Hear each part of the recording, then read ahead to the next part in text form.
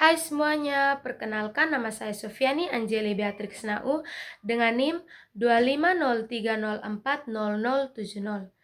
Pada video kali ini saya akan menjelaskan materi dari mata kuliah Politik Lokal dan Otonomi Daerah dengan tema Politik Lokal dan Pembangunan Infrastruktur di Kupang. Simak videonya ya teman-teman.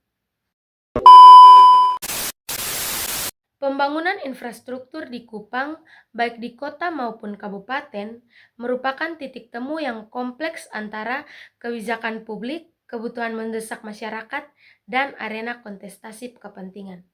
Berikut ini saya akan menjelaskan sintesis materi mengenai politik lokal dan pembangunan infrastruktur di wilayah Kupang.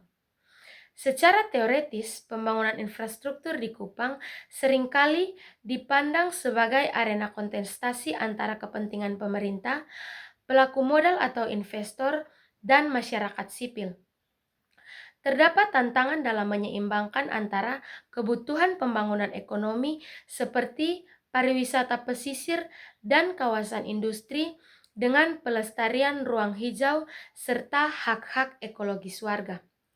Pengambilan keputusan tidak hanya melibatkan birokrat, tetapi melibatkan relasi korporasi. Studi akademis seperti yang dilakukan oleh Esambius S. Niron menyoroti bahwa pembangunan seringkali dipicu oleh modernitas, namun dalam prosesnya bisa memicu perelawan warga ketika proyek infrastruktur mengabaikan nilai sosiologis dan ekologis lahan setempat.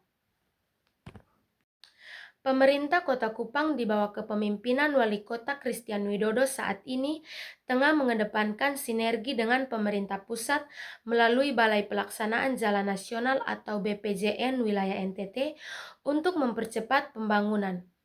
Pemkot sedang berfokus pada perbaikan 6 ruas jalan prioritas melalui skema instruksi Presiden Jalan Daerah untuk tahun anggaran 2026. Terdapat penekanan pada tertib administrasi agar proyek dapat segera terrealisasi tanpa hambatan sosial atau legalitas lahan. Pemkot telah menetapkan dokumen Grand Design Pembangunan Kependudukan sebagai rujukan jangka panjang untuk menyelaraskan pembangunan infrastruktur dengan kebutuhan kualitas hidup penduduk. Berbeda dengan dinamika perkotaan, di tingkat Kabupaten Kupang lebih fokus infrastruktur menitikberatkan pada infrastruktur dasar yang menopang ekonomi agraris. Pembangunan seluruh irigasi seperti di Kecamatan Amarasi menjadi instrumen politik daerah untuk memperkuat ketahanan pangan dan kesejahteraan masyarakat tani. Penggunaan dana desa menjadi mekanisme utama dalam pembangunan infrastruktur tingkat akar rumput yang menuntut partisipasi aktif dari kepala desa dan masyarakat untuk menjamin keberlanjutan.